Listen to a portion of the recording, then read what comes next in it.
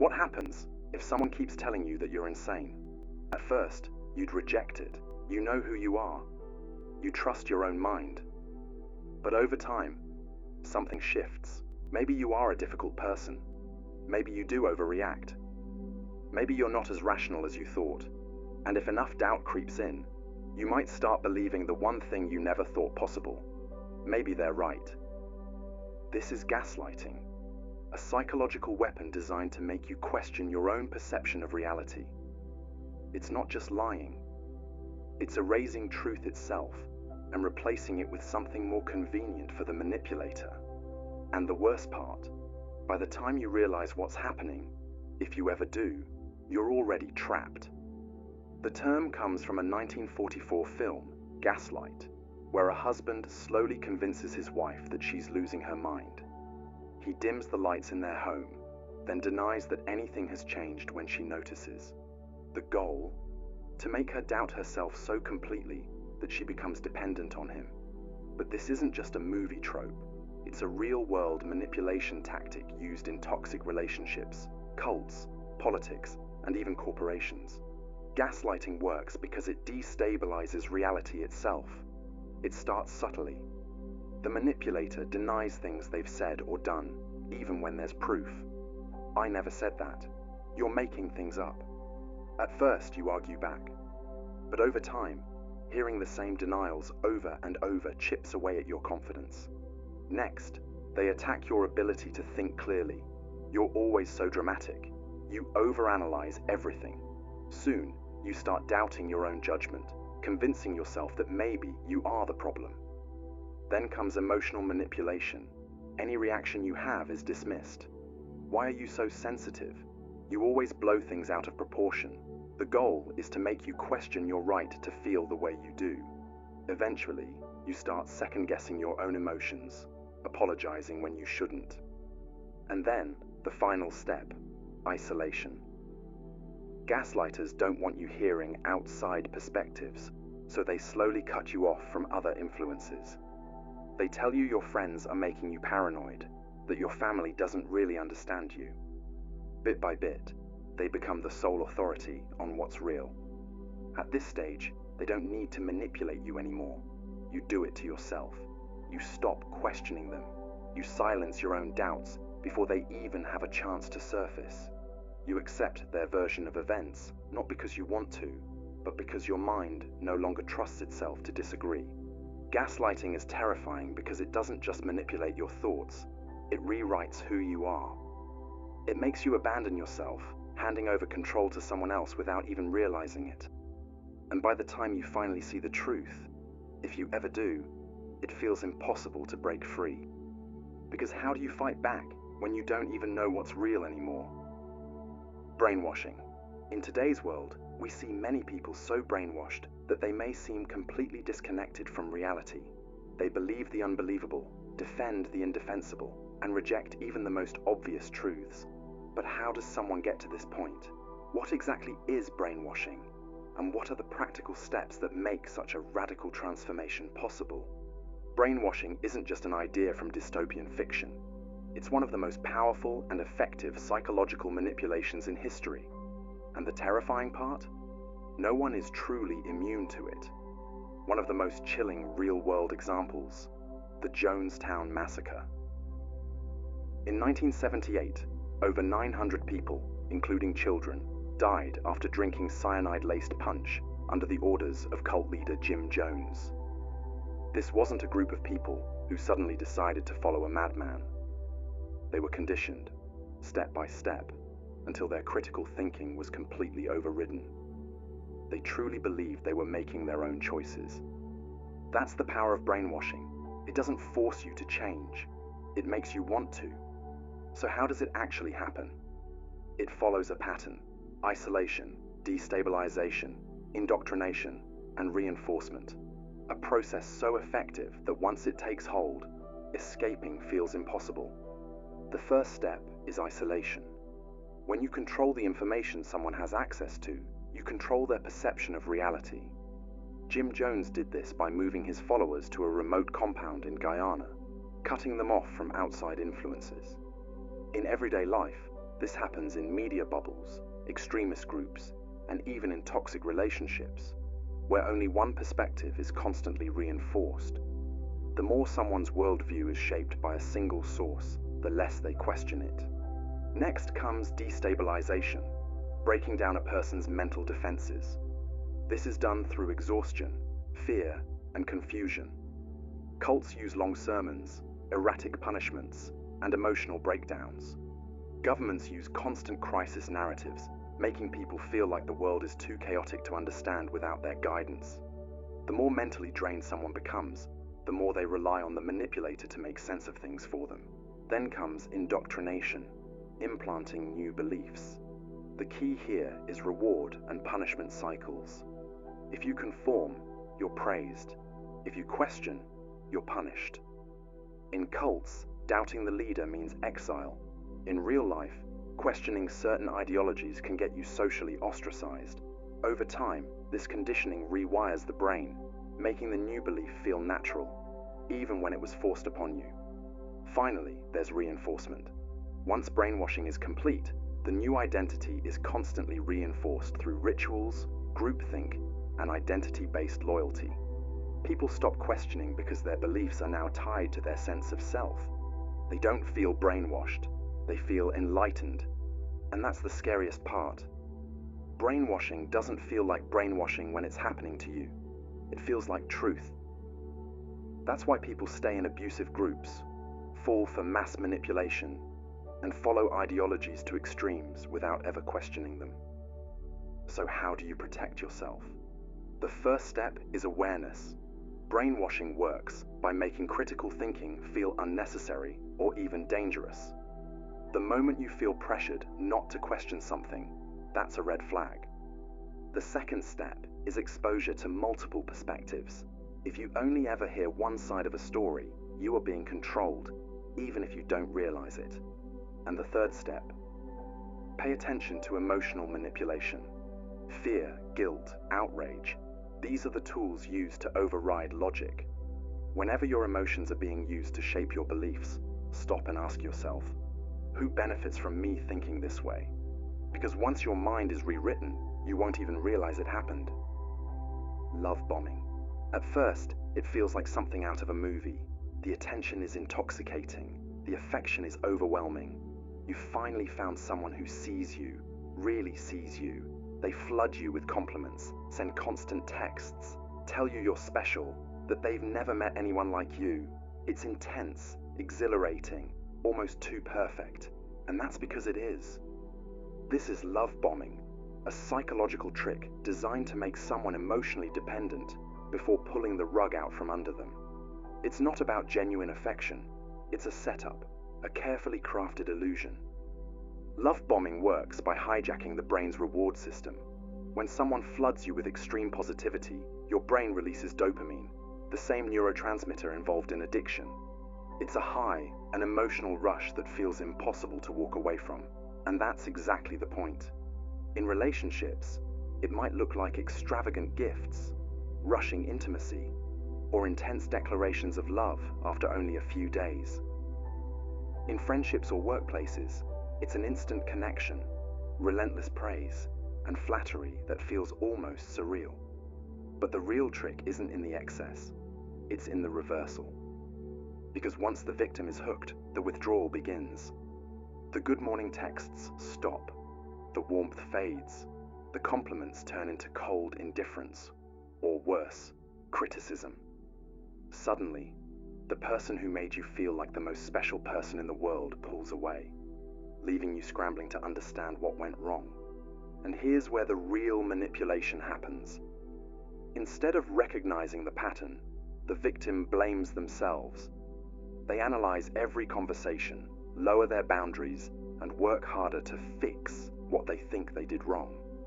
They chase the affection, not realizing that the honeymoon phase was never real to begin with.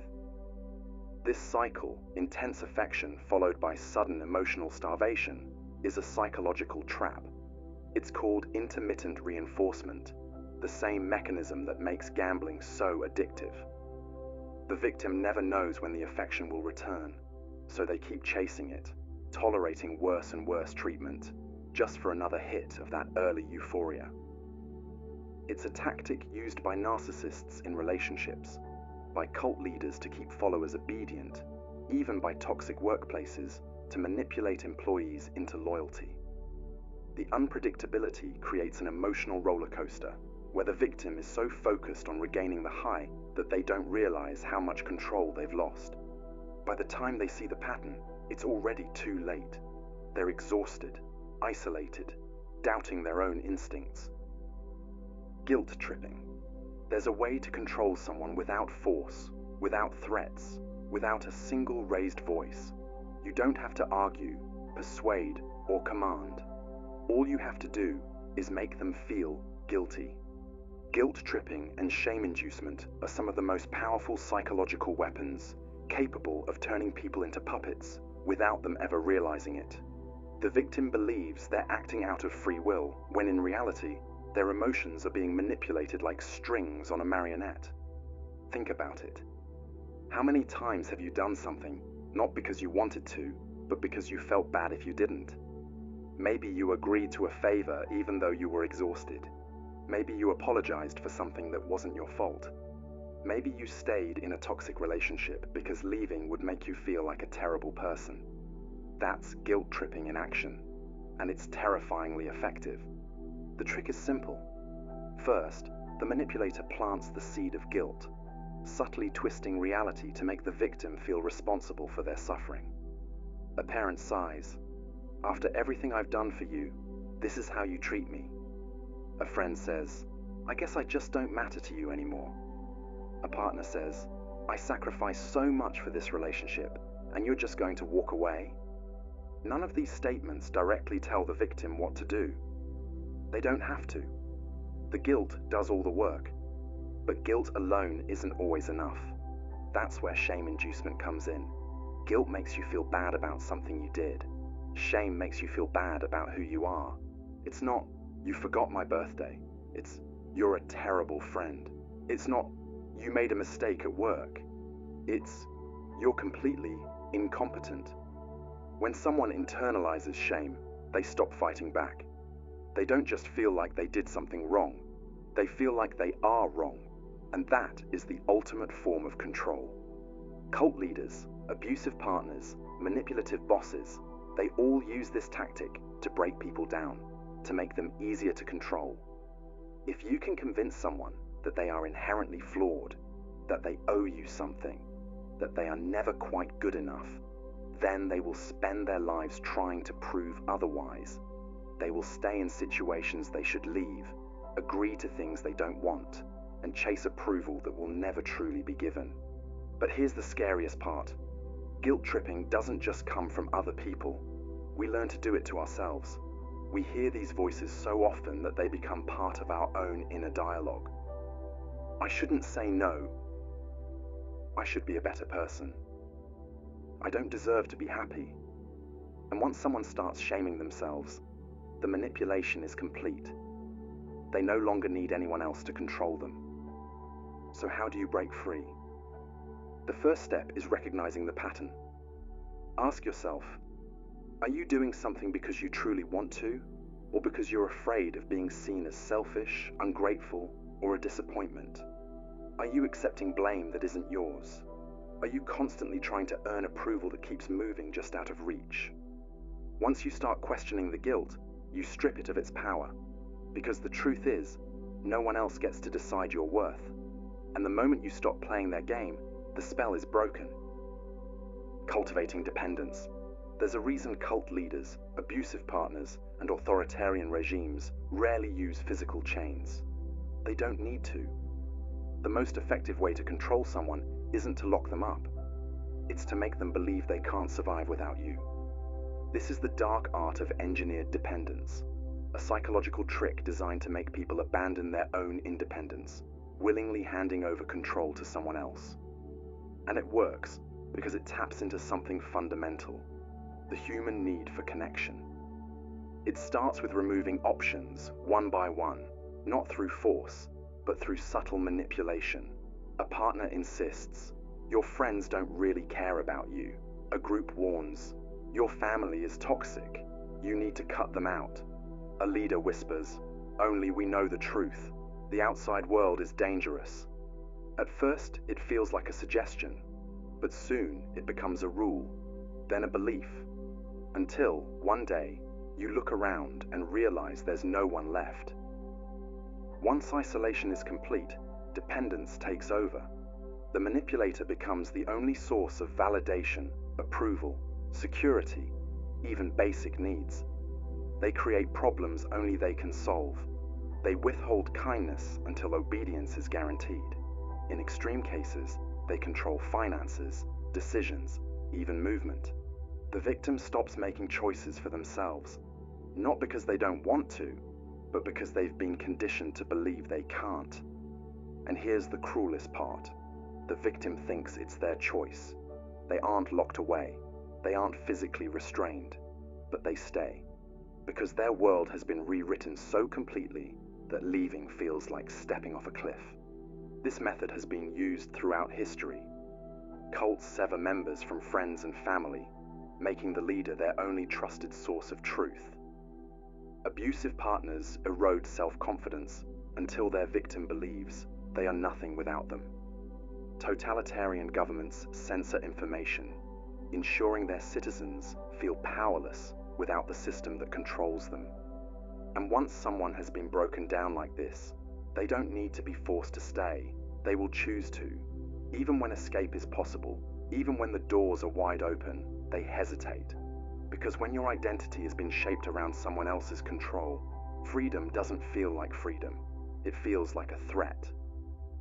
Learned helplessness. In 1973, Patty Hearst, a wealthy heiress, was kidnapped by a militant group called the Symbionese Liberation Army. At first, she resisted. She was beaten, locked in a dark closet, and isolated for weeks. But then, something terrifying happened. Months later, she was seen holding a gun, robbing a bank alongside her captors. The world was stunned. How does someone go from being a victim to willingly committing crimes with the very people who tortured them? This wasn't just a hostage situation. It was a textbook case of psychological breakdown. It starts with breaking a person down. When someone is placed in a situation where they experience repeated punishment, failure, or isolation, their mind adapts in a disturbing way. They stop seeing escape as an option. Even when the door is wide open, they don't run. This isn't just a theory. Psychologists first discovered it in an experiment with dogs. They placed the animals in cages with electric floors. At first, the dogs tried to escape, but after being shocked repeatedly with no way out, they gave up. And here's the terrifying part. When the cage door was finally opened, they still didn't leave. They had learned helplessness. This is what makes victims of manipulation stay, even when a way out exists. How does this happen to people? It begins with unpredictable reward and punishment. One day, the captor is kind. The next, they're cruel. The victim never knows what to expect. Their brain becomes stuck in survival mode, too exhausted to fight back. Then comes self-doubt. The manipulator chips away at the victim's ability to think for themselves. They're told they're weak, foolish, incapable. Slowly, their confidence erodes to nothing. Eventually, they begin to believe they need their abuser to survive. Next is isolation. Friends, family, outside perspectives, all cut off. Without anyone to remind them of who they were before, their world shrinks.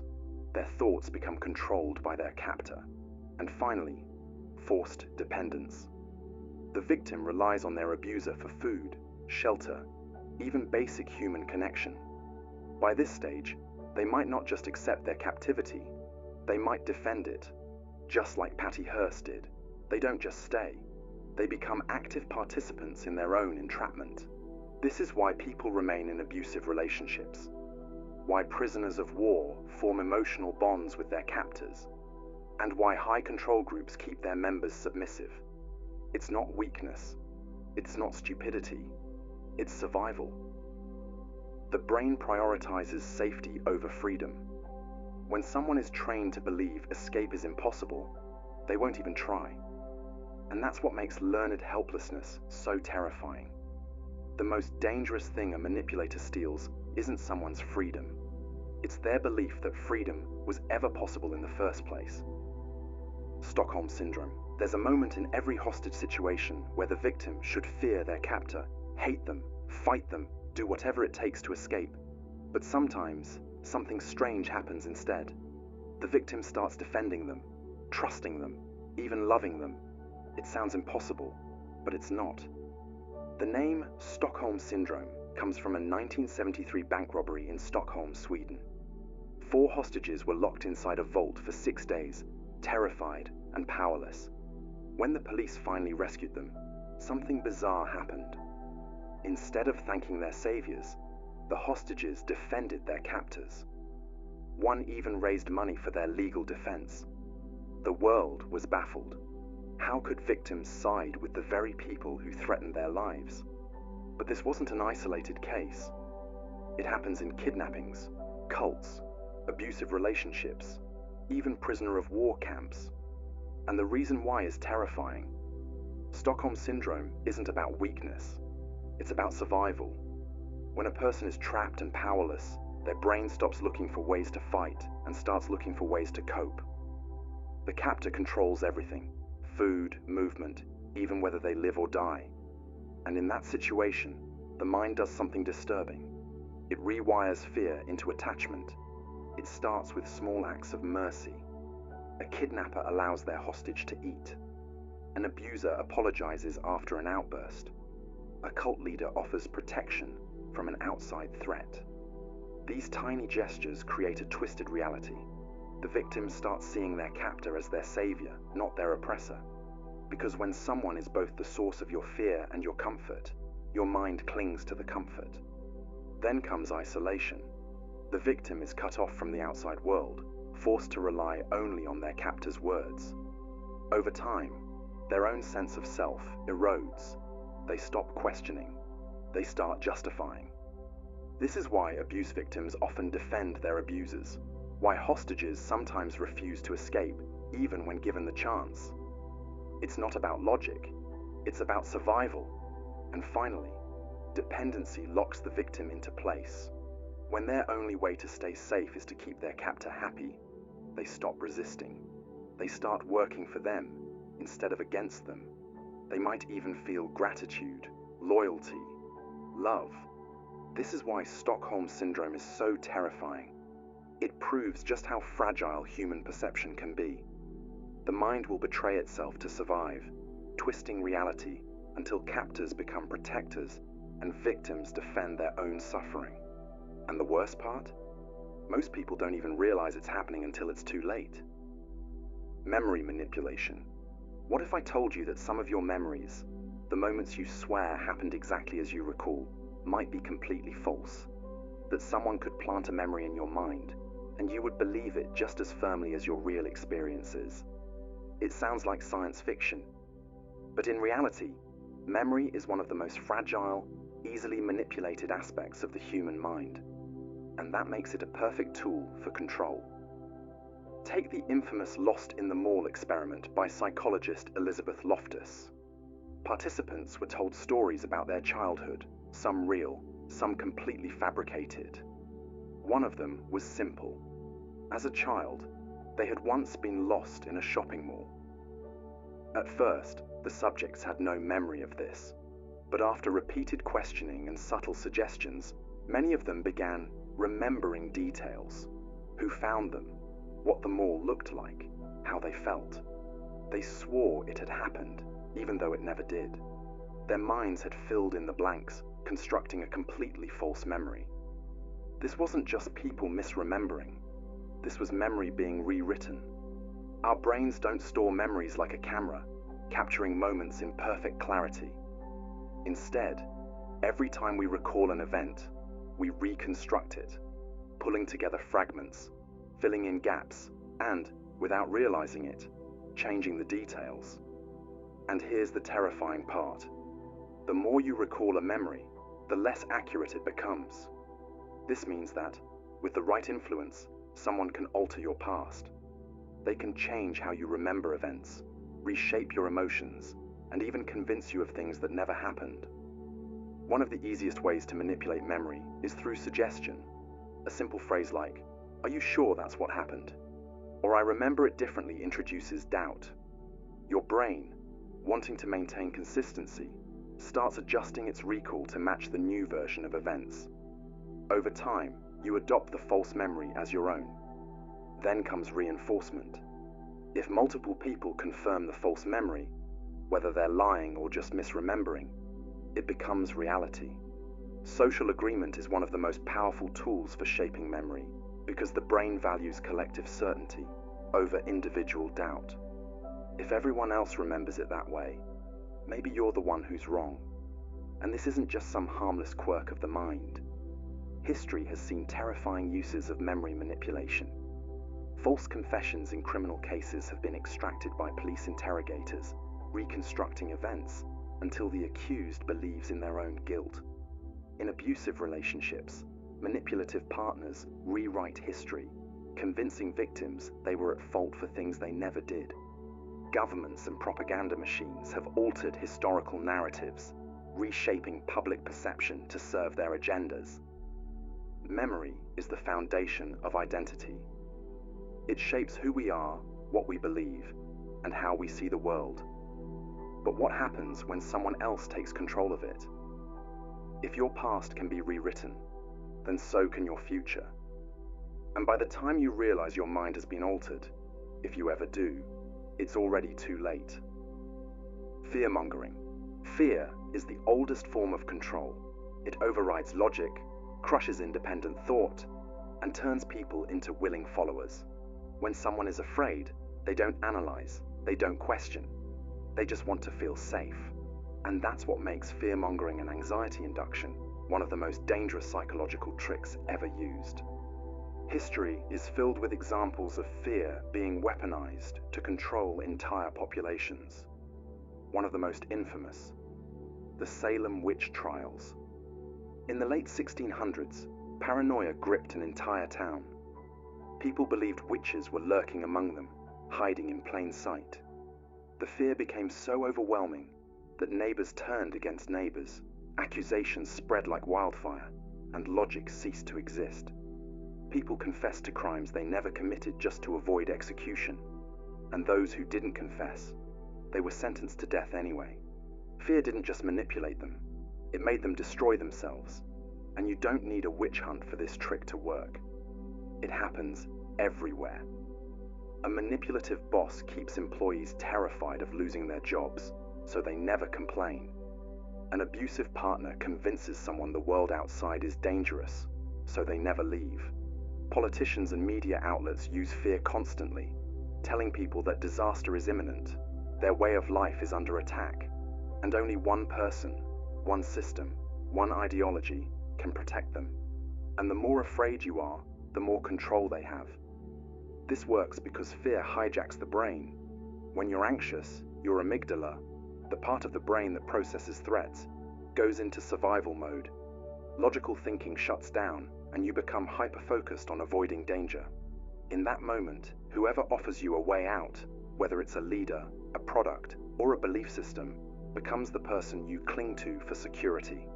This is why fear-based marketing is so effective. Ads don't just sell products, they sell protection. Without this cream, you'll age faster. Without this insurance, you'll be ruined. Without this security system, you won't be safe in your own home. The fear is planted, and the solution is immediately presented. The most terrifying part, fear-driven manipulation doesn't feel like manipulation. It doesn't come with a warning label. It feels like concern, like preparation, like a necessary precaution. But if someone is constantly feeding your fears, keeping you anxious, and offering themselves as the only solution, step back and ask why. Because the moment fear stops being a warning and starts being a leash, someone else is holding the other end. Emotional blackmail. This psychological trick is so powerful that it can make people betray their values, stay in toxic relationships, and feel trapped in their own lives. It's not hypnosis. It's not mind control. It's something worse. And the scariest part, most people don't even realize it's happening to them. Picture this. A mother tells her child, "If you leave me and move away, I don't know how I'll survive." A partner says, "If you really loved me, you wouldn't question me." A friend warns, "After everything I've done for you, you owe me." These aren't just guilt trips, they're calculated forms of control. This is emotional blackmail, a psychological manipulation tactic where someone exploits your emotions, fear, guilt, and obligation to get what they want. They don't ask, they don't force. Instead, they make you feel like denying them is cruel, selfish, even dangerous. And before you know it, you're doing things you never wanted to do, because saying no feels impossible. And this trick isn't just used by individuals. Entire groups and movements have been built on emotional blackmail. Take organized crime. Mob bosses have used this tactic for decades. A perfect example, the mafia. They don't just rely on threats of violence. They manipulate loyalty, family ties, and unspoken debts to keep members obedient. A small favor is granted, an act of generosity extended. But there's an unspoken rule. Refusing to reciprocate is betrayal. The idea of walking away isn't just dangerous, it's made to feel morally wrong. That's how deep emotional blackmail can go. But it doesn't take a crime syndicate to use this trick. It happens everywhere. In relationships, where one partner constantly threatens to leave if they don't get their way. In families, where one person controls everyone else through outbursts and silent treatment. At work, where employees are made to feel guilty for setting boundaries. And it always follows a pattern.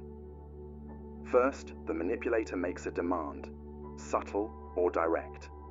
They want something from you, but instead of asking, they set a trap. Next, they trigger guilt, fear, or obligation. Maybe they act hurt. Maybe they explode in anger. Maybe they withdraw affection. Finally, they offer you a way out. If you just do what I say, everything will be fine.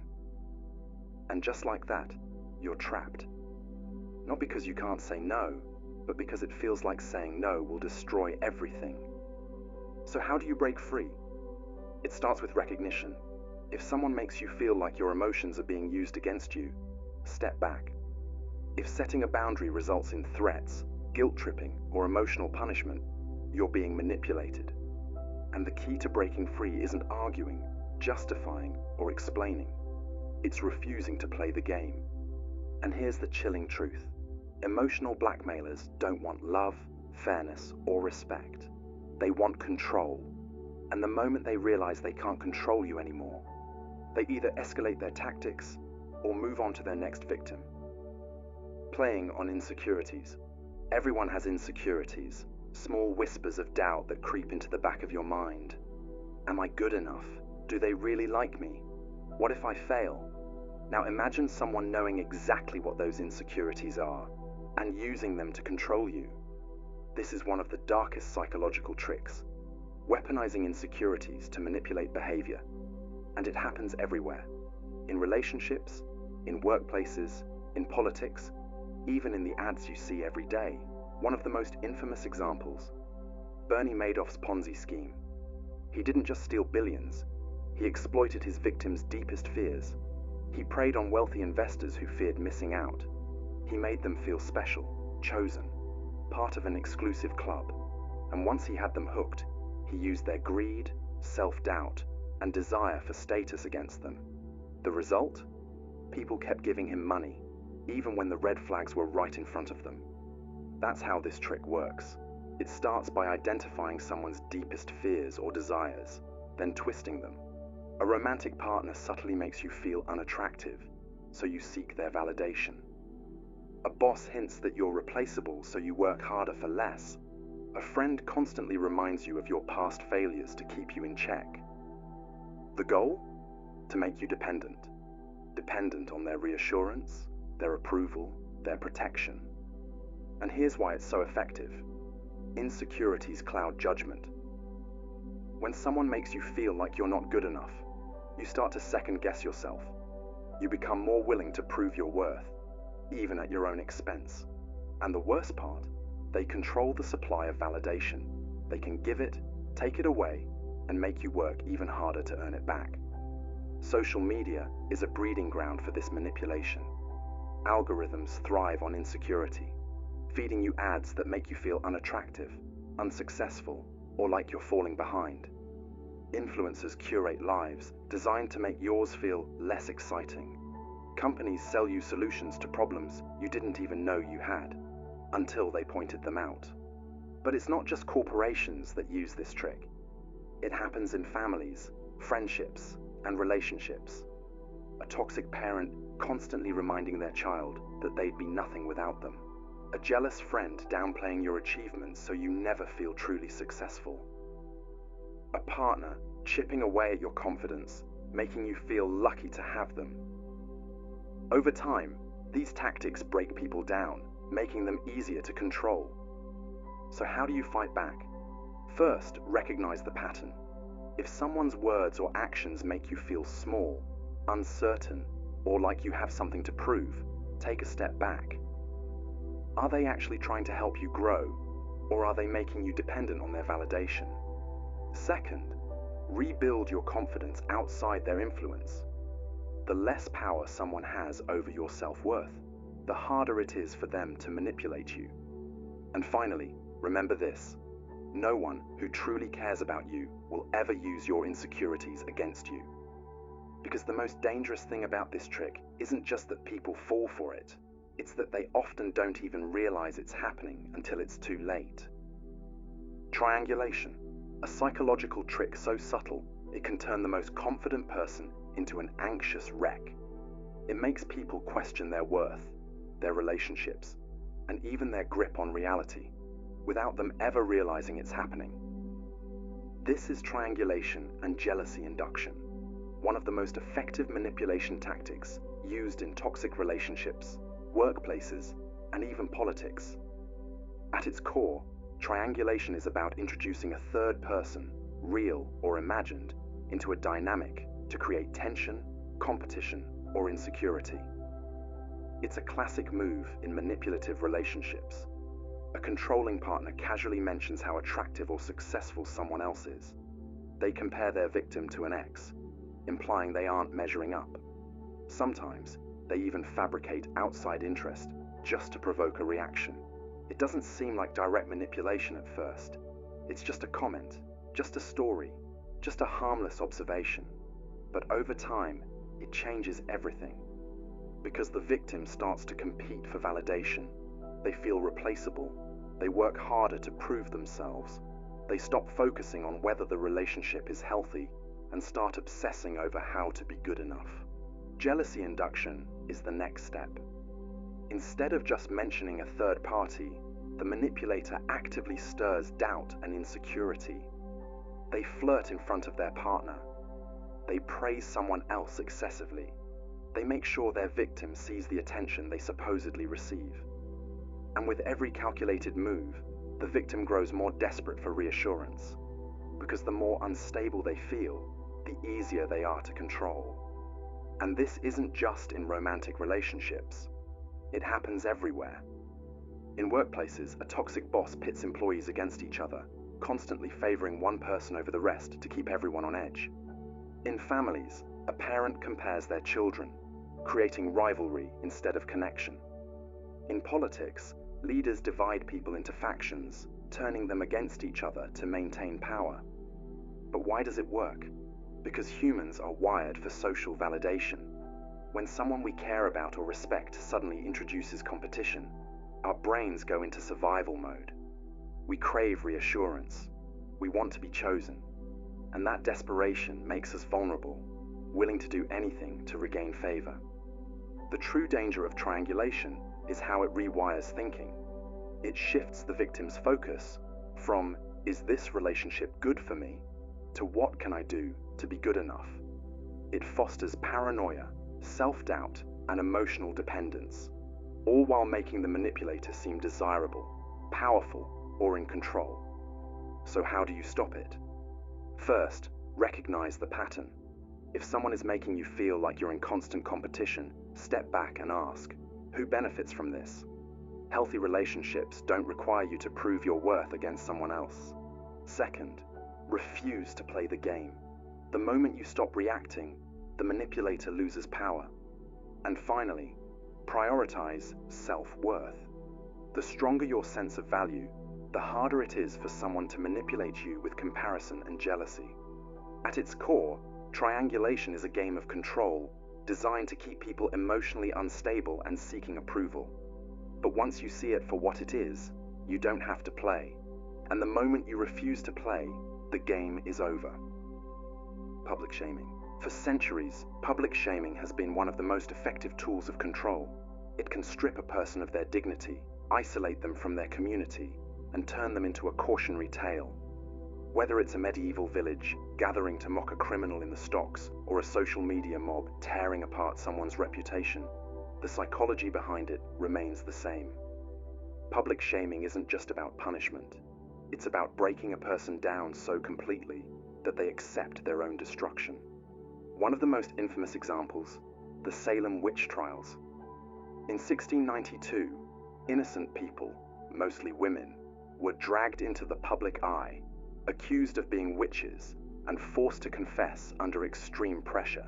The accusations weren't built on evidence, but on fear, hysteria, and the overwhelming power of public condemnation. Once someone became a target, their fate was sealed. Because when a crowd forms, reason disappears. But why does public humiliation work so well? The answer lies in one of our deepest, most primal human fears: social rejection. Humans are wired for connection. We survive in groups. To be cast out means danger. In ancient times, exile from a tribe was often a death sentence. And while today's world may not physically exile people, public humiliation triggers the same biological terror: the fear of being completely alone, despised, and powerless. And it doesn't just happen on a massive scale, it happens everywhere. In workplaces, where a boss ridicules an employee in front of others. In classrooms, where a student is shamed for making a mistake. In relationships, where one partner humiliates the other in front of friends. It's a power move designed to make the victim feel small, weak, and dependent on the person or group that shamed them. And here's where the psychological trap deepens. After the humiliation, many victims seek approval from their abuser. Instead of fighting back, they try to regain acceptance, making them even easier to manipulate. And now, social media has taken public shaming to a new level. A single mistake, a poorly worded tweet, a misunderstood joke. Within hours, thousands of strangers become judges, juries, and executioners. The larger the crowd, the less individual responsibility anyone feels. It becomes a feeding frenzy of outrage. And once someone has been branded as bad, the internet rarely forgives. But public shaming isn't just about punishing individuals, it's about controlling everyone else. When someone is humiliated in front of others, it sends a warning. Step out of line, and this could be you. It enforces social norms, not necessarily because they're right, but because the fear of humiliation is stronger than the will to resist. So how do you protect yourself against public shaming? The first step is to recognize its purpose. It is designed to control you through fear. The moment you understand that, the power of shame begins to weaken. Refusing to engage with it, standing your ground, and rejecting the guilt trap are the strongest ways to break free. Because the true trick of public humiliation is that it relies on one thing: your belief that you deserve it. And the moment you stop believing that, the spell is broken. Hoovering, one of the most deceptive tricks in psychological manipulation, doesn't come in the form of anger or threats. It doesn't push you away. It pulls you back in, just when you're about to break free. This is hoovering, a tactic designed to suck you back into a toxic cycle right when you think it's over. The term comes from the Hoover vacuum cleaner, because that's exactly what this manipulation does. It sucks you back in, just as you're gaining distance. It's used by narcissists, emotional abusers, and manipulators who can't stand losing control. And the trick works because it preys on hope, the hope that things will finally be different this time. A textbook example: Charles Manson and his cult followers.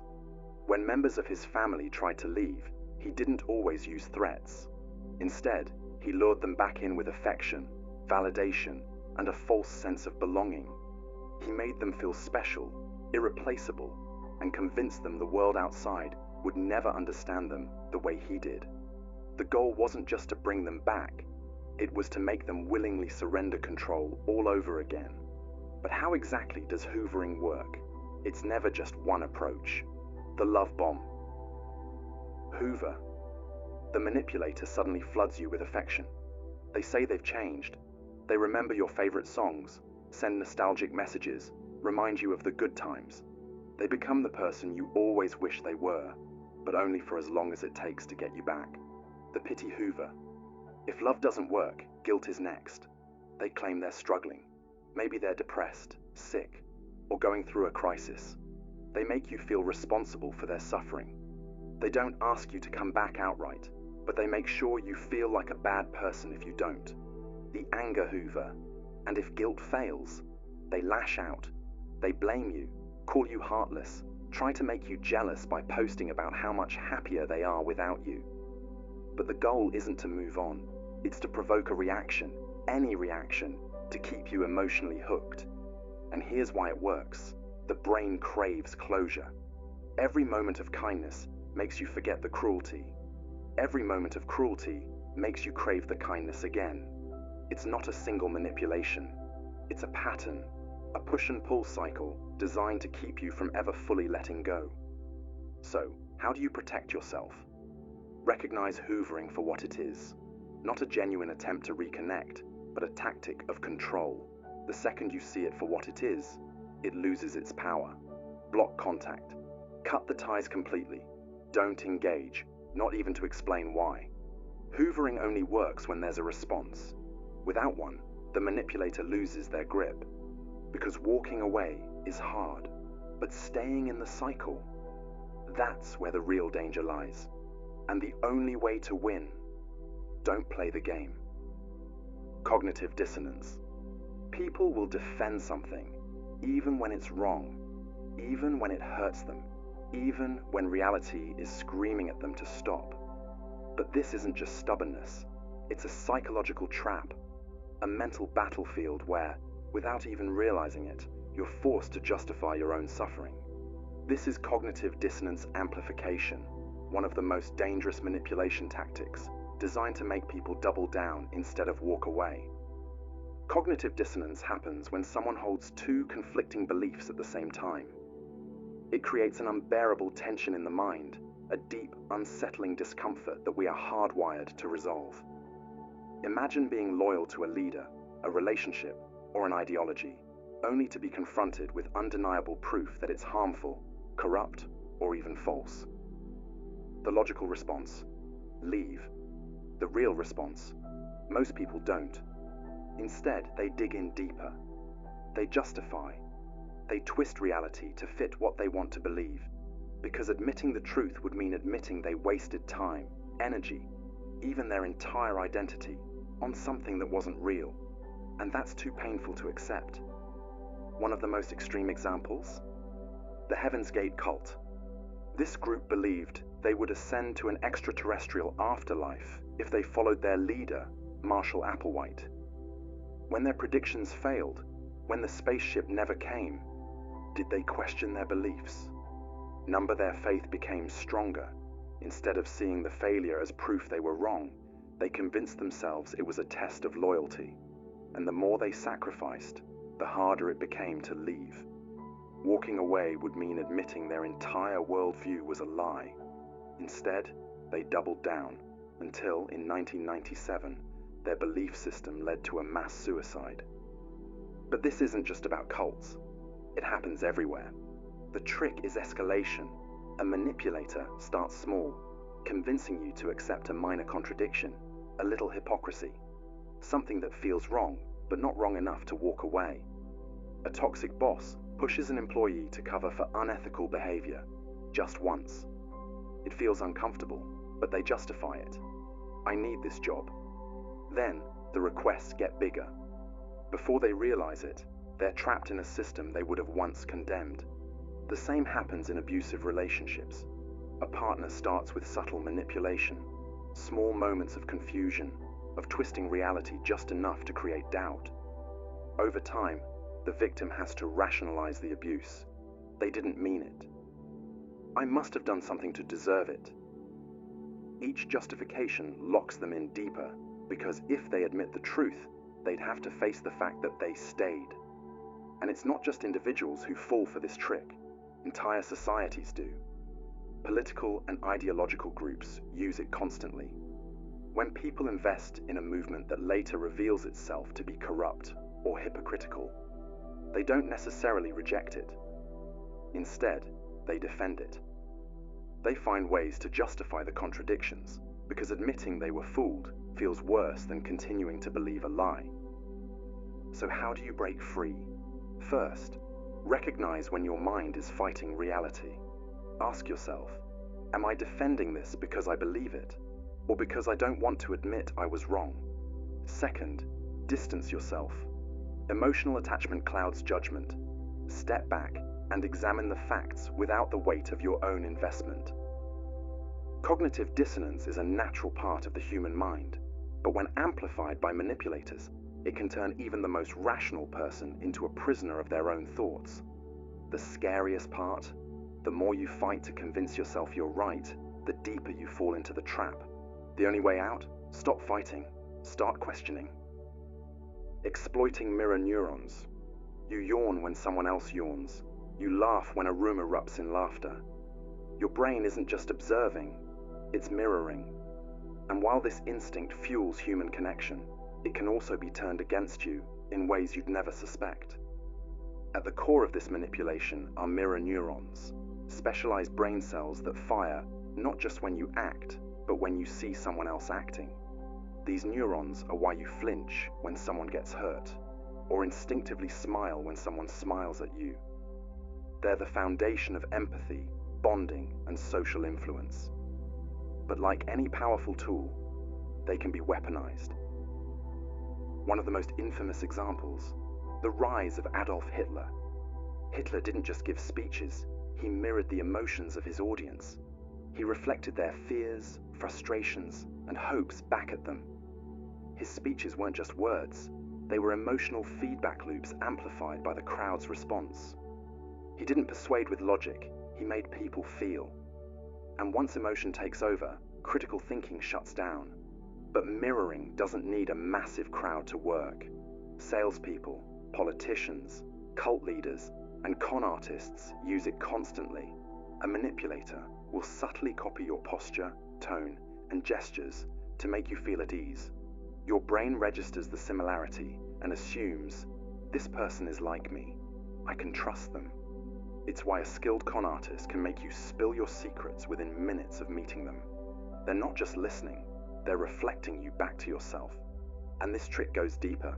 Mirroring can manufacture attraction and loyalty. Studies show that when someone subtly mimics your body language, you're more likely to like them, trust them, and agree with them, even if you just met. This is how toxic relationships begin. An abuser may start by mirroring their victim's personality, interests, and values, creating an illusion of perfect compatibility. But once that bond is established, the manipulation shifts. The abuser no longer mirrors, but controls, knowing their victim is too emotionally invested to leave. And this trick isn't just used by individuals, it's built into the systems we interact with every day. Social media algorithms act as digital mirror neurons. Ever notice how platforms feed you content that aligns with your existing beliefs? That's not an accident. The algorithm reflects back what you already think and feel, strengthening your biases and filtering out anything that challenges them. Over time, this creates echo chambers, polarization, and an inability to see other perspectives. So how do you protect yourself? First, recognize when you're being mirrored. If someone copies your mannerisms too closely or reflects your emotions too perfectly, pause and question their intentions. Second, disrupt the pattern. Change your posture, shift topics, or introduce an unexpected idea. A genuine person will flow naturally with the conversation. A manipulator will struggle, They rely on predictability to maintain control. Mirror neurons make us human.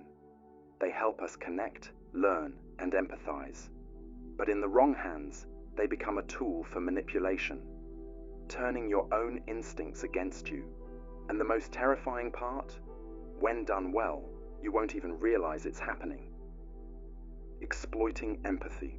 Most people see empathy as a strength, the foundation of trust, connection, and human kindness. But in the wrong hands, it's a weapon, one that can be twisted, exploited, and used to control. The most dangerous manipulators don't force their victims into submission. They make them feel like they're choosing it. Take Munchausen syndrome by proxy, a disturbing example of weaponized empathy. A caregiver fabricates or induces illness in someone under their care, often a child, convincing them that they're sick. The victim suffers real pain, becomes completely dependent, and never questions the person hurting them, because they believe they're being helped. Meanwhile, the abuser enjoys the sympathy, attention, and control that come from being seen as a devoted caretaker.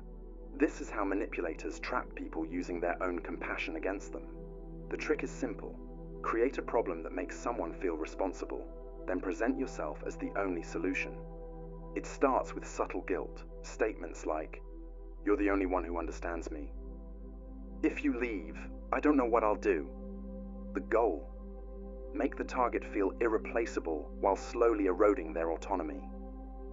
And if someone resists, that's where compassion fatigue comes in.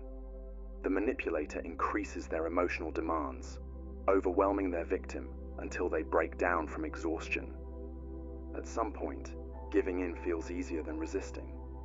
And this technique is everywhere.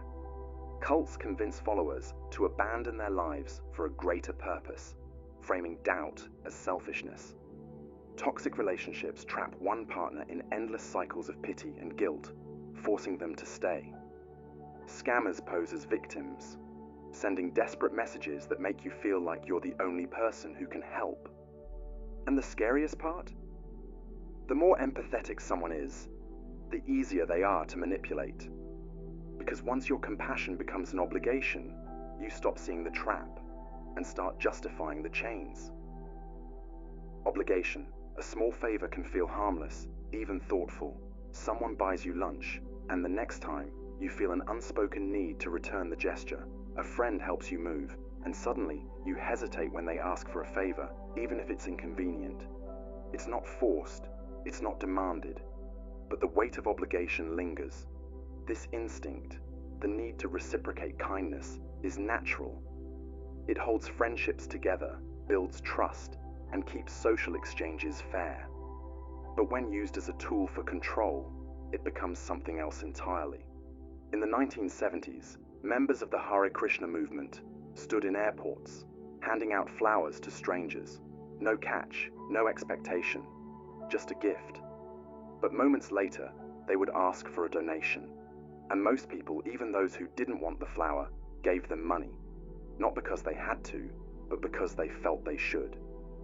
A simple act of generosity became a carefully crafted trap, bringing in millions of dollars from people who simply didn't want to seem ungrateful. This is how the reciprocity principle works. It doesn't demand. It makes you feel like saying no is wrong. It starts with small things, a compliment, a favor, a helping hand, until the sense of debt grows. And when someone calls in that debt, rejecting them feels like breaking an unspoken contract. In personal relationships, this kind of obligation can turn into quiet manipulation. A partner showers you with gifts and attention, then later reminds you how much they've done for you when they need something in return. A friend who has always been generous suddenly makes you feel guilty for not being as available as they want. The balance shifts, and what once felt like kindness becomes something you can't refuse. This tactic extends beyond personal interactions. Businesses give free samples because they know people are more likely to buy after receiving something at no cost. Charities send small gifts in the mail before asking for donations, making it harder to ignore the request. Scammers pretend to help before making their ask, ensuring you feel obligated to return the favor. And the weight of obligation isn't easy to shake. It lingers, making people stay in bad situations, agree to things they wouldn't normally accept, and hesitate when they should walk away. Recognizing this trick is the first step to avoiding it. Not every favor needs to be repaid. Not every act of kindness comes with strings. If saying no makes you feel guilty, ask yourself, was this really a gift, or was it a transaction disguised as one? Divide and conquer. Two people, once inseparable, suddenly find themselves questioning everything about each other. The trust they built over years starts to crack, not because of anything they did, but because someone else wanted it that way. A rumor here, a twisted truth there. Small calculated actions designed to drive a wedge between them. And once that wedge is deep enough, the person who planted it owns the game. This is divide and conquer, a manipulation strategy so effective that it has been used for centuries to control groups, dismantle alliances, and consolidate power. It works by breaking apart unity, making sure people are too distracted by conflict to notice who's pulling the strings. History is full of examples. The British Empire used this strategy to control vast territories, turning local groups against each other so they were too busy fighting among themselves to challenge colonial rule. Authoritarian leaders do the same, stoking division among their people, whether through political factions, social groups, or manufactured outrage, to prevent anyone from uniting against them. But this isn't just a strategy used on grand scales. It happens in everyday life. A manipulative boss pits employees against each other, ensuring no one trusts their co-workers enough to push back against unfair treatment. A toxic partner creates tension between their significant other and their friends or family, making sure they become the only trusted influence. Narcissists thrive on this trick, subtly spreading misinformation to make sure no one around them forms a strong enough bond to resist their control. The key is isolation. When people no longer trust each other, they become dependent on the manipulator. They seek validation, approval, and direction from the only person who seems reliable, the one who caused the division in the first place. That's when control is complete. And the scariest part, it doesn't take outright lies to work, just a small distortion of the truth, a missing piece of context, a carefully timed exaggeration. The result, allies turn into enemies, and the one pulling the strings remains untouchable. Authority bias. In 1961, an experiment took place that revealed something deeply unsettling about human nature. Psychologist Stanley Milgram wanted to understand how far people would go when following orders from an authority figure. Participants were led to believe they were part of a learning study. Their task, to administer electric shocks to another person every time they answered a question incorrectly. With each mistake, the shocks grew stronger, escalating from mild discomfort to agonizing pain. The person being shocked screamed, pleaded, even fell silent. But here's the catch. They weren't real. They were actors, pretending to suffer. Yet most participants kept pressing the button. They hesitated. They looked uneasy.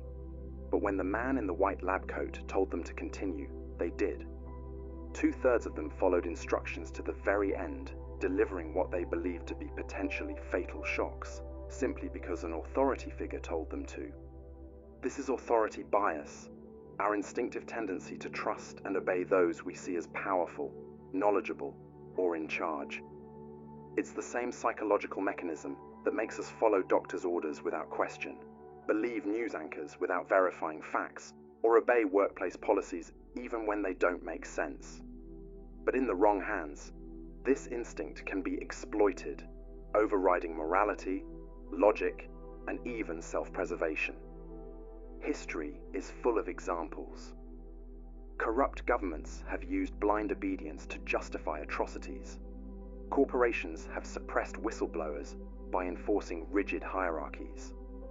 Cult leaders have demanded absolute loyalty, convincing followers to surrender their freedom, their money, even their lives. Authority bias works because the brain takes shortcuts. Instead of questioning every decision, It assumes authority figures know best. A uniform, a title, a badge. These symbols create an illusion of infallibility. And the more confident an authority figure appears, the harder it becomes to challenge them. This is why scammers pose as police officers to extort money. Why historical medical figures convince people to accept harmful treatments. Why soldiers in war zones have carried out unthinkable orders. Because refusing wasn't an option.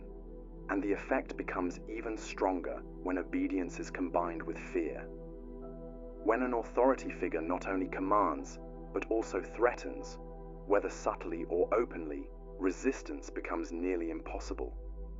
People comply even when they know something is wrong, because defying authority feels dangerous. The most disturbing part? You don't even need real authority to exploit this bias, just the illusion of it.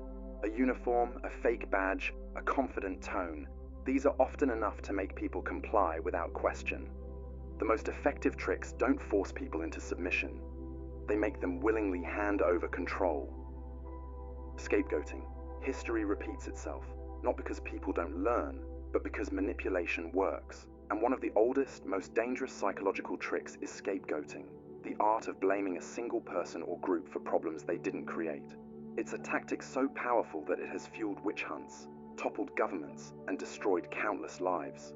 A perfect example: the Salem witch trials. In the late 1600s, paranoia gripped the Massachusetts Bay Colony. Strange illnesses, crop failures, rising tensions. People needed answers. And instead of facing the complexities of reality, they turned to a simple, chilling conclusion: witchcraft. Dozens of people, mostly women, were accused with little to no evidence. Neighbors betrayed neighbors. Executions followed. And yet, the real problem, the fear and instability brewing beneath the surface, remained untouched. Because scapegoating isn't about finding the truth, it's about controlling the narrative. So why does it work so well? Because people crave simple answers to complex problems. When things go wrong, whether in a family, a workplace, or an entire nation, it's easier to believe there's a single villain behind it all. Admitting that problems are complicated, that they might not have one neat explanation, is uncomfortable. Blame brings relief.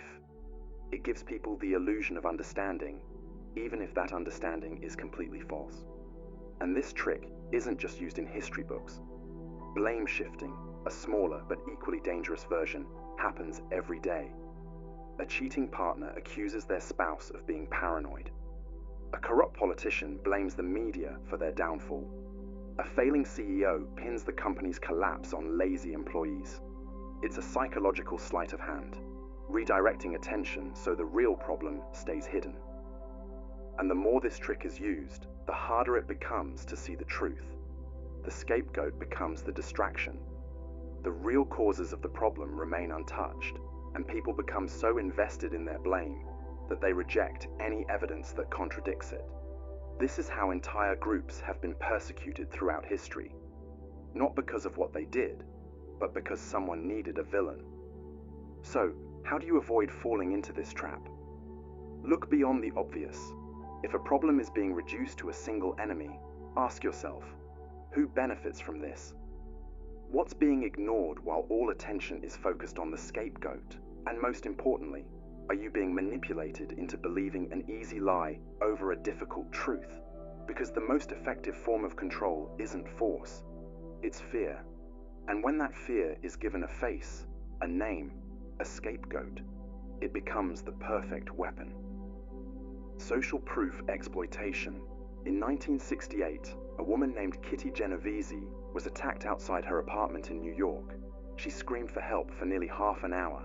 Dozens of people saw or heard the assault, yet no one intervened. No one called the police. Everyone assumed someone else would step in. This chilling effect is known as social proof, a psychological bias so deeply ingrained that it influences almost every decision we make.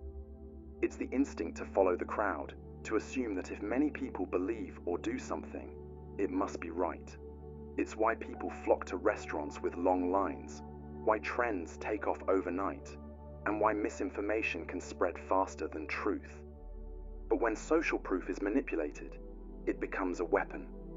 Advertisers use it constantly. They tell you millions of people love their product, that it's a #1 bestseller, or that everyone is switching to a new service.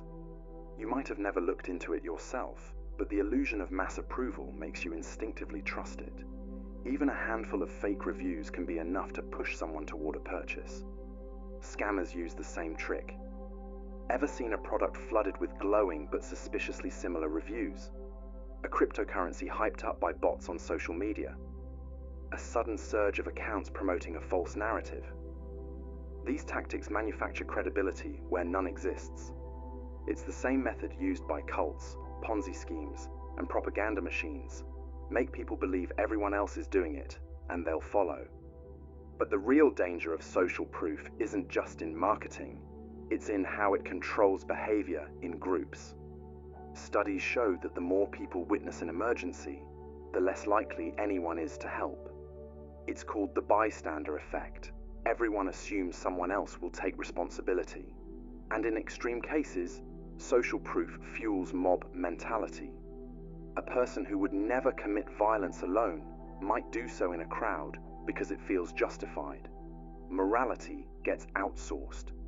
If no one else is stopping it, it must be okay. And here's where it gets unsettling. It doesn't take much to trigger social proof. A few planted opinions, a handful of fake followers, a carefully orchestrated trend, and suddenly, the illusion becomes real.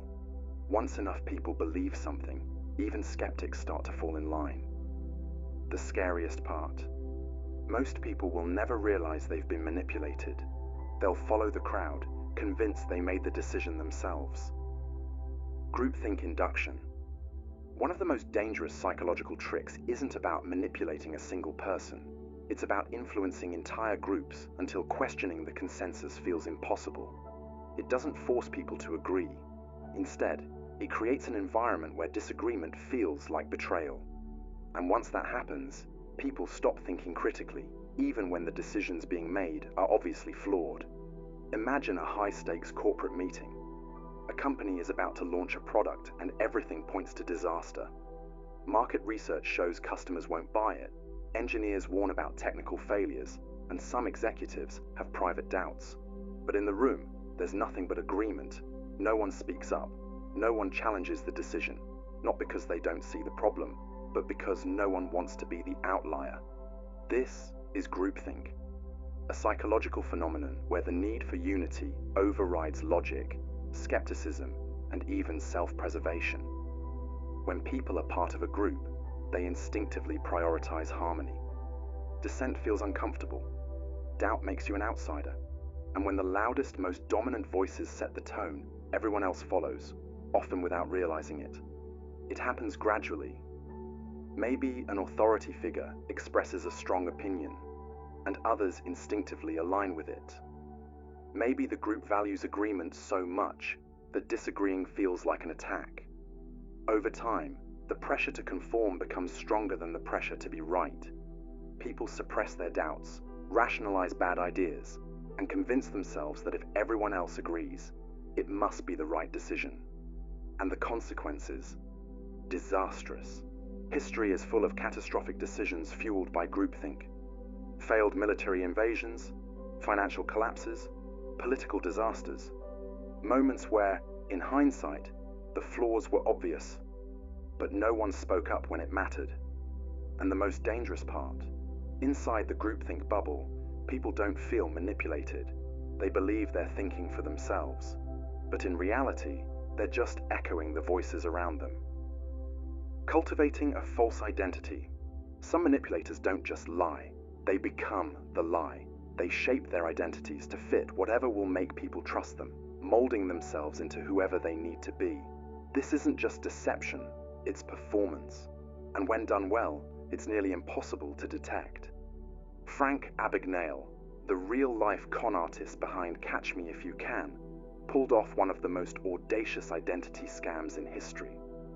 Before the age of 21, he had successfully posed as a pilot, a doctor, and a lawyer, bluffing his way into positions of authority with nothing but charm, confidence, and carefully chosen details. His entire persona was an illusion, but it worked because he understood a fundamental truth. People don't question what looks real enough. We instinctively judge others based on surface-level cues. Someone who acts like they belong, who speaks with conviction, who looks the part. Our brains fill in the gaps, assuming they must be who they claim to be. A skilled manipulator doesn't just tell lies. They create a version of themselves that people want to believe. And once they establish a false identity, something strange happens. The illusion feeds itself. Others begin reinforcing it, vouching for the manipulator, defending them, even ignoring red flags. If enough people believe the lie, it becomes reality. Cult leaders convince their followers of divine wisdom. Scammers build reputations that seem untouchable. Even entire societies have been swayed by figures who were never who they claim to be. A false identity doesn't just fool others. It can warp the manipulator's own sense of reality. When someone fully embraces their fabricated persona, the line between deception and truth disappears, for them and for everyone around them. And once that happens, even they may no longer know what's real. The seeds of self-doubt. You don't need chains to keep someone trapped. Sometimes all it takes is a whisper in their mind, one that makes them question everything they once knew about themselves. The most insidious form of control doesn't come from force or coercion. It comes from planting a simple thought. What if I'm not good enough? This is the art of sowing self-doubt, a psychological trick that can dismantle confidence, reshape reality, and keep someone locked in a cycle of second-guessing themselves. And the worst part? Once the seed is planted, most people water it themselves. A classic example, the infamous Milgram experiment. While it's often remembered for obedience to authority, there's something more subtle at play. Participants weren't just pressured into shocking others. They were gradually led to doubt their own moral instincts. At first they resisted, but after being repeatedly told, "It's fine, keep going. You have to do this," many began to question their own judgment. If they hesitated, the authority figure reassured them. And with each step forward, their resistance weakened. By the end, they weren't just following orders. They had convinced themselves that their hesitation was misplaced, that maybe they were overreacting. That's how self-doubt works. It doesn't strike all at once. It seeps in slowly, often through calculated, strategic manipulation. It can start with a simple comment. "Are you sure that's the right choice? That doesn't sound like you. You always mess things up like this." When repeated enough, it forces the brain to spiral. It makes people look for evidence that maybe, just maybe, those doubts are true. And once someone starts believing it, their confidence collapses like a house of cards. Skilled manipulators use this to control others without ever lifting a finger. If you make someone doubt themselves enough, they'll look to you for validation. They'll become dependent on your approval, constantly seeking reassurance that they're making the right choices. Over time, they lose trust in their own judgment and start deferring to the person who knows better. This is how toxic relationships thrive. It's how abusers keep their victims trapped. It's how cult leaders maintain absolute authority. But here's the most terrifying part. Self-doubt, once ingrained, doesn't just go away. Even if the manipulator disappears, the seeds they planted continue to grow. The voice of doubt remains, whispering, "Maybe they were right about me." And that's why this trick is so dangerous. It doesn't just break people, it makes them break themselves. Emotional contagion exploitation. Have you ever walked into a room and immediately felt the energy shift? Maybe a single glance at someone's expression made you tense up, or a friend's excitement instantly lifted your mood. This isn't just intuition, it's a psychological phenomenon known as emotional contagion. And in the wrong hands, it's one of the most dangerous manipulation tactics ever used. Emotional contagion is the subconscious transfer of emotions from one person to another. Humans are wired to mirror emotions. It's part of how we connect, empathize, and communicate. If someone around you is anxious, your brain picks up on their cues, body language, tone, facial expressions, and before you know it, you start feeling anxious too. This happens automatically, without conscious awareness, and that's exactly what makes it so easy to exploit. A terrifying example of this in action: mass hysteria. Take the Salem witch trials. One person shows fear, another reacts, and soon an entire town is swept up in paranoia. Nobody questions the source. They just react to the emotional waves spreading around them. The same effect plays out in financial crashes, riots, and even cult dynamics. When people around you panic, you feel the urgency too, even if there's no logical reason for it. Manipulators use emotional contagion to control people without ever needing to say, "Do this." Instead, they create an emotional atmosphere that makes people want to comply. A leader radiating confidence can make their followers ignore obvious flaws. A narcissist feigning sadness can guilt-trip someone into staying in a toxic relationship. A salesperson hyping up a product can make you feel like you need to buy it, simply because their enthusiasm is infectious. Studies show that even faked emotions can trigger genuine responses. A manipulator can manufacture anger, fear, or excitement, and the people around them will absorb and reflect those feelings without realizing they're being played. And once you're emotionally hooked, your ability to think critically starts to fade. It's why political figures rally crowds into a frenzy, why cult leaders maintain unwavering authority, and why toxic relationships often feel impossible to leave. When someone controls the emotional climate, they control the people within it. The next time you feel an emotion rising that wasn't there before, stop and ask, is this mine? Or was it planted there? Because not every feeling you experience is truly your own. The illusion of choice. You think you're in control. You think every decision you make is entirely your own. But what if I told you that, more often than not, your choices are being carefully orchestrated, designed to make you feel like you're in charge when, in reality, you're just following a predetermined path? This is the illusion of choice, one of the most deceptive and manipulative psychological tricks ever used. Think about a restaurant menu. You sit down, glance at the options, and decide between the steak, the pasta, or the salad. But did you ever question why those specific options are there in the first place? Why is there no burger, no sushi? The truth is, your decision was already limited before you even had a chance to think about it. This trick is everywhere, from politics to marketing to everyday interactions. And it works because people don't usually question the choices they're given. One of the most famous real-world examples: supermarkets. You walk in, planning to grab a loaf of bread, and before you know it, you're walking out with 3 extra things you never planned on buying. How? Store layouts are deliberately designed to guide your movements, steering you toward impulse purchases while making you believe you're shopping freely. But the illusion of choice doesn't just exist in retail. It shapes our opinions, beliefs, and even our behaviors. Ever noticed how political debates always boil down to 2 opposing sides? You're told you must pick one or the other, when in reality, the framework of the argument was already set before you got involved. By limiting the choices, the person in control ensures that no matter which option you pick, the outcome still serves their agenda.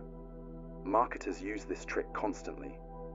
A company might offer 3 pricing tiers for a product: one cheap, one expensive, and one just right in the middle. Most people choose the middle option, thinking they've made a rational decision. But that middle price point was strategically placed to push you toward it. You were never really choosing freely. You were being nudged in a specific direction. This concept is even more sinister when it's used in personal relationships. Ever had someone say, "You can either do this my way or we can end things"? That's not a real choice. That's control disguised as compromise. It forces you to accept a limited set of options, making you feel like you had agency when in reality, you were trapped from the start. The illusion of choice thrives on the assumption that having some options equals true freedom. But real freedom isn't just picking from a list. It's questioning who made the list in the first place. The scariest part? The best manipulators don't need to take away your choices. They just need to make you believe you had control all along. Anchoring bias exploitation. How much would you pay for a cup of coffee? $10? $5? $1? Whatever number popped into your head first, chances are it wasn't completely random. It was anchored to something. Maybe the price of coffee at your favorite cafe, maybe a ridiculous $10 figure I just mentioned.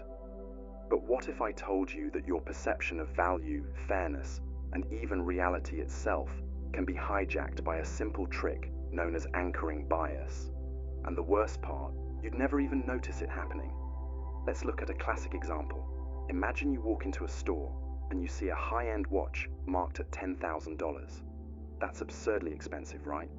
But right next to it, there's another watch for $2,000. Suddenly, it doesn't seem so bad. Why? Because your brain just got anchored to the first higher price. Even if you weren't planning to buy anything, the comparison makes the second option feel reasonable, when in reality, it's still overpriced. This trick isn't just used in sales, it's everywhere. Ever noticed how restaurants have one or two ridiculously expensive dishes on the menu? Those aren't meant to be bestsellers. They exist solely to make everything else seem affordable.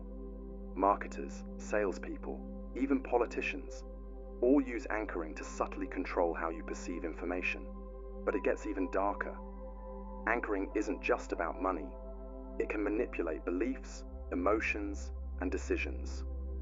Imagine you're negotiating for a job salary. The company starts by suggesting a figure that's far below what you expected. You push back, and they generously raise the offer a little.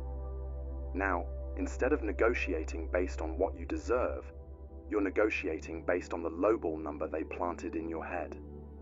And here's where it gets really disturbing. Anchoring is often used to distort reality itself. Let's say a news report tells you that crime in your city has increased by 300%, but they don't tell you what the baseline was. Maybe there was only one case last year, and now there are 4. But by anchoring you to that big percentage, they make the change seem terrifying. Your perception of safety, of urgency, even of what needs to be done, all of it shifts just because of a single, carefully placed number. Now think about personal relationships. Have you ever been in a conversation where someone subtly set a standard, maybe about what's normal in a relationship, how much effort someone should put in, or what's considered too sensitive to be upset about? That's anchoring too. A manipulator might start with an extreme statement, like, "You're overreacting. This is completely fine." Even if you push back, your mind starts adjusting to that as the baseline. Over time, what once felt unacceptable becomes the new normal. The terrifying truth? Anchoring bias works because our brains crave reference points. We don't judge things in isolation. We compare them to the first number, idea, or emotion we encounter. And once that anchor is set, breaking free from it is almost impossible. The best manipulators don't need to control all your choices, just the first one. Because once that anchor is in place, the rest of your decisions will fall exactly where they want them to. Framing affects manipulation. Let's say you walk into a store and see a sign that says 90% fat-free yogurt. Sounds pretty healthy, right? But right next to it, another brand says contains 10% fat. Suddenly that second one doesn't seem so great, even though it's literally the same thing. This is the framing effect, a psychological trick that doesn't change the facts, just how they're presented. And believe it or not, this simple shift in wording is enough to alter your entire decision-making process. Now, you might be thinking, okay, so what? That's just marketing. But framing is far more dangerous than making you pick a certain yogurt. It's used to shape political opinions, control public perception, and even manipulate your emotions without you realizing it. Here's a classic example. Imagine a new policy is proposed to combat a deadly disease. If people are told, this policy will save 200 lives, they're much more likely to support it than if they're told, this policy will let 400 people die. Even though both statements are mathematically identical, One just highlights saving lives, while the other highlights losing them. But framing doesn't just work with numbers, it works with morality. Let's take a controversial issue. Call one group pro-life and the other pro-choice. Notice how both sides are framed in a way that makes them sound positive. No one wants to be called anti-life or anti-choice. The way something is framed can instantly make it feel right or wrong, even before you hear the details. And that's where it gets really dangerous. Framing can be used to control narratives in ways that shape reality itself. Imagine two headlines about the same event. Protesters demand justice in the streets. Rioting mobs wreak havoc in the city. Same situation, completely different emotional reaction. If you read one, you'll sympathize with the cause. If you read the other, you'll fear the chaos. And yet, both could be describing the exact same group of people. This is how media, governments, and even corporations push agendas without ever needing to lie. They don't have to change the truth. They just have to present it in a way that makes you feel a certain way. Once they control the frame, they control your reaction. And it gets even darker in personal relationships. Ever had someone apologize by saying, "I'm sorry you feel that way," instead of, "I'm sorry for what I did"? That's framing. It subtly shifts the blame onto you for reacting, rather than them for doing something wrong. Or imagine a toxic partner saying, "I'm just trying to help," instead of, "I'm trying to control you." The same action, but one frame makes them the savior, the other makes them the villain. Once a frame is set, it's almost impossible to break out of. If you're introduced to a person as trouble, every action they take will be seen through that lens. If a company convinces you their product is a luxury item, you'll justify paying more, even if the quality is the same as a cheaper alternative. Framing doesn't manipulate facts, it manipulates perspective. And when someone controls the way you see the world, they don't need to force you to act a certain way. You'll do it willingly.